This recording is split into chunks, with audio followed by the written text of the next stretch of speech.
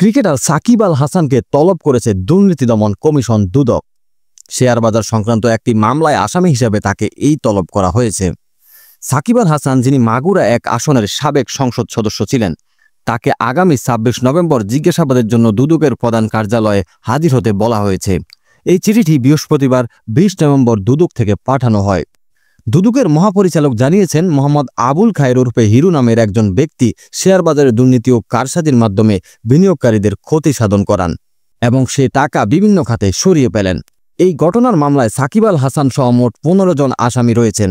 এই মামলায় তদন্তের জন্য সাকিবকে ডাকা হয়েছে। দুদক সূত্র বলছে, সাকিব আল হাসান সহ মোট 15 জন আসামিকে আগামী 25 ও 26 নভেম্বর জিজ্ঞাসাবাদের জন্য তলব করা হয়েছে।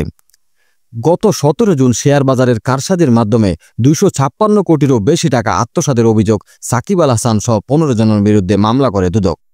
দুদকের মহাপরিচালক আরও নিশ্চিত করেছেন, সাকিব আল হাসানের বিরুদ্ধে জ্ঞাত আয়বহির্ভূত সম্পদ অর্জনের একটি অনুসন্ধানও চলছে।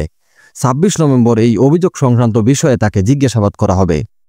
উল্লেখ্য, ক্ষমতার পট পরিবর্তনের পর ক্রিকেটার সাকিব আল হাসানকে নিয়ে আদাবর থানায় একটি হত্যা মামলা দায়ের করা হয়েছিল।